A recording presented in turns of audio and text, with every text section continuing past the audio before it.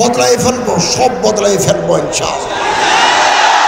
আমরা যেদিন বিদায় নেব এক পয়সা আমাদের বাঁটবে না।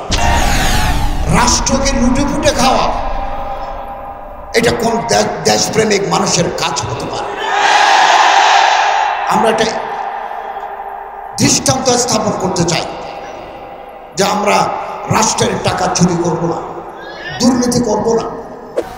আমরা এমন এক সময়ে সরকারের দায়িত্ব নিয়েছি, আমাদের রিজার্ভ খালি সব নিয়ে গেছে বাইরে, আমরা এসে এখানে কিছু পাই নাই। এখন কয়েকদিন পরে চাষাবাদ শুরু হবে, ওখানে 40-50 মিলিয়ন ডলার আমাদের দরকার সার আমদানি করার জন্য। এই টাকা জোগাড় করতে আমরা হিমশিম খেয়ে যাচ্ছি। তারপরে এই বিদ্যুৎ আসে বিদেশ থেকে। বিগত দিনে এখানে স্থায়ী বিদ্যুৎ উৎপাদনের কোনো ব্যবস্থা হয় নাই। কুইক রেন্টাল করে যেটা হয়েছে এটা বাংলাদেশের জন্য বিরাট ক্ষতি। কুইক রেন্টাল থেকে আমরা সাপোর্ট পাচ্ছি না, এই জন্য আদানি গ্রুপকে আমাদের টাকা দিতে হয়। ওখানেও আমরা কিছু টাকা দিচ্ছি, সার আমদানির জন্য কিছু টাকা দিচ্ছি, আমাদের রিজার্ভ নাই। তবে আসার কথা হচ্ছে বিদেশে যারা আছেন তারা ব্যাংকিং চ্যানেলে টাকা পাঠাচ্ছেন। এটা আলহামদুলিল্লাহ গত মাসে 2.2 বিলিয়ন হয়েছে। আপনাদের আত্মীয় স্বজন যারা বাইরে আছেন, হুন্ডিতে টাকা না পাঠিয়ে ব্যাংকিং চ্যানেলে টাকা পাঠালে আমাদের অর্থনৈতিক সমৃদ্ধি আসবে। আমরা চেষ্টা করছি ফরেন ট্রেড, রপ্তানির মাধ্যমে কিছু টাকা আনার জন্য আমরা চেষ্টা করছি। এক কথায় আমরা একটা চ্যালেঞ্জের ভিতরে যাচ্ছি। এই চ্যালেঞ্জ সাথে সমাধানে আমাদের সাথে আপনারাও আছেন, এই বিশ্বাস আমার আছে। সম্মানিত হাজিরিন, টাকা রোজগার করা ফরজ। তলবু কাসবিল হালাল ফরিজাতুন বাদাল ফরিজা। আল্লামা তকি উসমানী সাহেব ইসলাহি খুতবাতে লিখেছেন, নামাজ, রোজা, হজ, যাকাত আউয়ালিন ফরজ, নিচে আরো ফরজ আছে, সেকেন্ড ক্যাটাগরি অফ ফরজ। সেটা হচ্ছে পেটের ভাত জোগাড় করা, বিবি বাচ্চাদের জন্য খাবার জোগাড় করা, মা বাবার জন্য অন্ন জোগাড় করা, এটা সেকেন্ড ক্যাটাগরি অফ ফরজ। যে কোনো কাজ, হালাল কাজ। আমি রিক্সা চালাতে পারি, আমি সিএনজি চালাতে পারি, আমি একটা ব্যবসা করতে পারি। পয়সা থাকলে বড় ব্যবসা করব, পয়সা কম থাকলে ভ্যান গাড়ি দিয়ে তরকারি বেচব।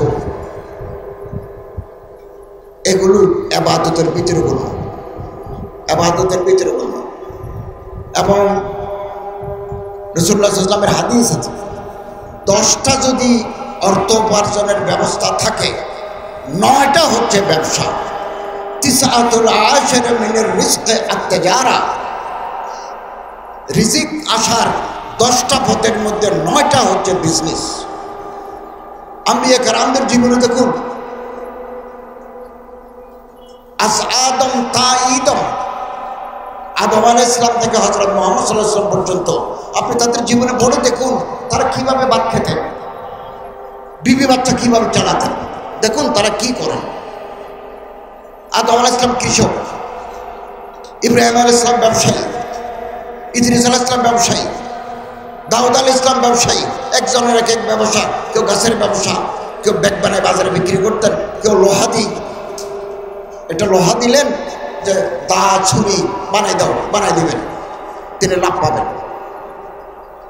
হযরত শুআয়ব আলাইহিস সালাম ছাগলের খামার, মুসা আলাইহিস সালাম ছাগল চড়াতেন, নবী করিম সাল্লাল্লাহু আলাইহি ওয়াসাল্লাম ছোটকালে ছাগল চড়িয়েছেন, ব্যবসা করেছেন। জীবিকা অর্জনের কোনো না কোনো পথ সাহাবায়ে কেরাম, হযরত আব্দুর রহমান ইবনে আউফ মদিনার সবচেয়ে বড় ব্যবসায়ী, হযরত উসমান গনি সবচেয়ে বড় ব্যবসায়ী। ওনাদের উট যখন মদিনায় সিরিয়া থেকে ঢুকে, মুলকে শাম থেকে ঢুকে, কয়েক হাজার। ওরা তো ব্যবসায়ী, কিন্তু ওনাদের টাকা ইসলামের খেদমতে ব্যয় হয়েছে। হযরত উসমান রাদিয়াল্লাহু তাআলা গজওয়ায়ে তাবুকে বিপুল সংখ্যক সম্পত্তি টাকা পয়সা ধন দৌলত রাসূলুল্লাহর হাতে অর্পণ করেছেন। আমরা রিজিক তলব করব, নিজেরা খাবো, ছেলে মেয়েদের জন্য কিছু রাখবো, ইসলামের খেদমতে বাকিটা বিলিয়ে দেব। হযরত রাসূল করিম সাল্লাল্লাহু আলাইহি ওয়াসাল্লাম হযরত উসমান রাদিয়াল্লাহু তাআলা যখন বেশি করে দিলেন, মা দাররা উসমান বাদাল ইয়ৌম, আজকের পরে উসমানের কোনো ভয় নাই, এভাবে তারা দান করেছেন। এই জন্য ধনীদের দায়িত্ব মসজিদ, মাদ্রাসা, যাকাত, কারে হায়রে দান করে রাষ্ট্রকে সহযোগিতা করা। আমাদের একটা যাকাত বোর্ড আছে, আমি বিজ্ঞ আলেমদের নিয়ে যাকাত বোর্ডকে সাজাবো এবং যাকাত আহরণ, যাকাত বিতরণে আমরা তাতে গুরুত্বপূর্ণ ভূমিকা রাখতে পারি। এই জন্য যাকাত বোর্ড পুনর্গঠন করব এবং এই গরিব দুঃখী মানুষ মাসারেফ যেখানে দিলে যাকাত আদায় হবে, এটাও ওনারা বলবেন। আমরা এভাবে জনগণের পাশে থাকব। সম্মানিত হাজরিন, আমরা কতদিন আছি সেটা আল্লাহ তাআলা ছাড়া কেউ জানেন না। তবে 90 দিনের একটা কয়েদ ছিল যে ওদের 90 ডেজ আমরা নির্বাচন দিয়ে দায়িত্ব হস্তান্তর করব, কিন্তু 90 দিনের ভিতরে আমরা পারবো না, কারণ আইন শৃঙ্খলা এখনো সম্পূর্ণ নিয়ন্ত্রণে আসে নাই, অর্থনীতি ভঙ্গুর অবস্থা। এই জন্য আমাদের সময় নিতে হতে পারে। আমরা সেই আইন একটা অধ্যাদেশের মাধ্যমে পরিবর্তন করেছি। পরবর্তী প্রধানমন্ত্রী ভোটের মাধ্যমে যার ভোট তিনি দিতে পারবেন আগামী দিনে ইনশাআল্লাহ। নির্বাচন কমিশনকে আমরা ঢেলে সাজাবো, পরিবর্তন করব। লেভেল প্লেইং ফিল্ড, সমস্ত রাজনৈতিক দল সমান সুযোগ পাবেন। আমরা সেই লেভেল প্লেইং ফিল্ড তৈরি করে দেব। আপনারা জনগণের কাছে যাবেন, জনগণকে বুঝান, আপনি যেটা চান সেটা জনগণকে বুঝান, তারপরে জনগণের ভোট নিয়ে পার্লামেন্টে আসেন। আমরা আপনাদের হাতে দায়িত্ব দিয়ে চলে যাব। আমরা অন্তর্বর্তীকালীন সরকার সব কাজ আমরা করতে পারবো না, বিতর্ক তৈরি হয় এমন কোনো জায়গায় হাত দেব না। এবার আপনারা জনগণের ম্যান্ডেট নিয়ে আসেন, এবার আপনারা সরকার গঠন করেন। আপনারা যা চান তা করতে পারবেন, but you have mandated by the people. You have taken mandate from the people. আপনারা জনগণের কাছ থেকে রাষ্ট্র পরিবর্তন করার দায়িত্ব নিয়েছেন, আপনারা করতে পারেন। আমরা কিন্তু পলিটিক্যালি ইলেক্টেড নই, আমরা একটা অন্তর্বর্তীকালীন সরকার। একটা বিপ্লবের মাধ্যমে ছাত্র জনতার আন্দোলনের ফলশ্রুতিতে এই সরকার আসছে, আমরা দায়িত্ব নিয়েছি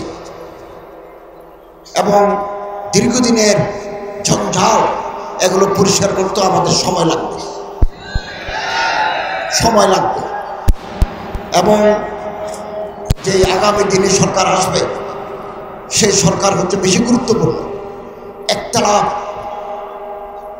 বাহামি নাজা এগুলো দূর করুন। এক মুসলমান আর এক মুসলমানের হাত ধরুন। একতলাফাত থাকবে, ইত্তেফাক মাল ইখতিলাফ। আল্লামা মুফতি শফি সাহেব রহমতুল্লাহ আলাইহি বলেন, একতলাফ কোনোদিন যাবে না, যাওয়ার সম্ভাবনা নাই। এই একতলাফ নিয়েই আমরা ইত্তেফাক হব, আমরা একে অপরের হাত ধরব। আমাদের কলিজা ছোট কেন? আমরা কেন আমাদের কলিজা বড় করতে পারি না? কেন আমাদের দৃষ্টিভঙ্গি সংকীর্ণ? We have been confined within ourselves. আমরা আমাদের নিজেদের মধ্যে বন্দী হয়ে আছি। আমি এদেশের ধর্ম উপদেষ্টা, আমি মুসলমানদের ধর্ম উপদেষ্টা, আমি হিন্দুরও ধর্ম উপদেষ্টা, আমি বৌদ্ধেরও ধর্ম উপদেষ্টা, আমি খ্রিস্টানেরও ধর্ম উপদেষ্টা। চট্টগ্রামের পাহাড়ে, ময়মনসিংহের পাহাড়ে যারা থাকে তারা কোনো না কোনো ধর্ম মানে। এই বড় হচ্ছে 5টা ধর্ম বাদ দিয়ে আর অন্য ধর্ম মানে, আদিয়ান বাদ দিয়ে অন্য ধর্ম মানে। আমি তাদেরও প্রতিনিধি। আমার মন্ত্রণালয়ে হিন্দু কল্যাণ ট্রাস্ট আছে, বৌদ্ধ কল্যাণ ট্রাস্ট আছে, খ্রিস্টান কল্যাণ ট্রাস্ট আছে, ওখানে টাকা আছে, এগুলো বিতরণ করতে হয়। তাদের উপাসনালয় আমাকে ভিজিট করতে হয়। আপনি যদি এটা পছন্দ না করেন, আপনি জনগণের কাছে যাই, আগামী দিনে ভোট চান, রাষ্ট্রের কাঠামো পরিবর্তন করে ফেলেন, আপনি যেটা চান সেটা হবে।